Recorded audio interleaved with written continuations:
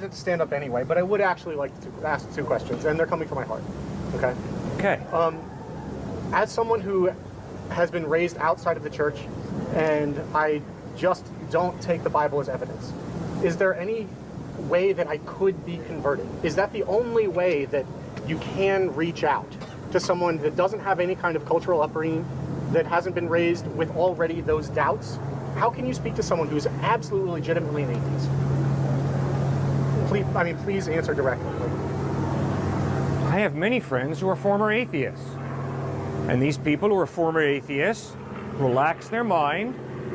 They tried to be as objective as possible and to look at the evidence that God exists. And then once they move from atheism to theism, then they relax their mind. They tried to be as objective as possible and read the Gospels, not as the Word of God, simply as accurate history, because the evidence is the Gospels give us some accurate history.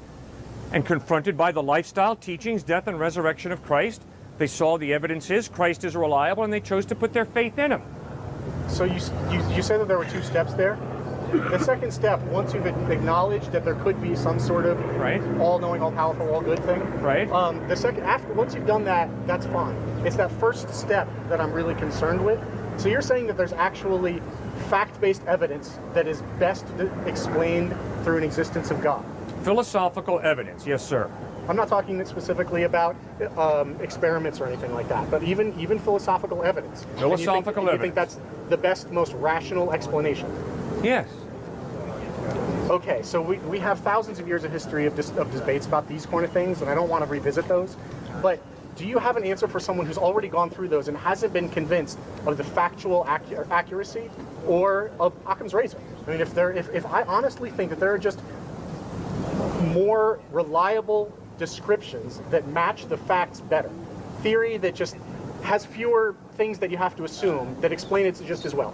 If I'm in that position, knowing that I am a limited person and could be wrong, is there room for faith?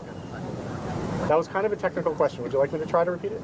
Mm-hmm. So, do you think that it's possible to both think that the best answer is atheism, that I can logically disprove the existence of the all-knowing, all-powerful, all-good, yet, through knowing my own limitation, through knowing that logic itself can be flawed, that our brains cannot understand everything, is that enough of a doubt to admit the kind of faith that's required to believe in God?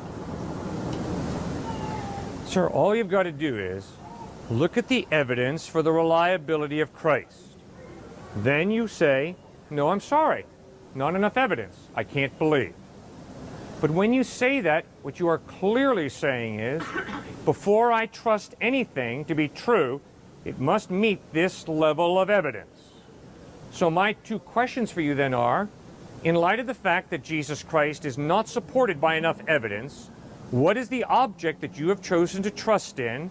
And secondly, what is the preponderance of evidence that supports this option as being more reliable than Christ?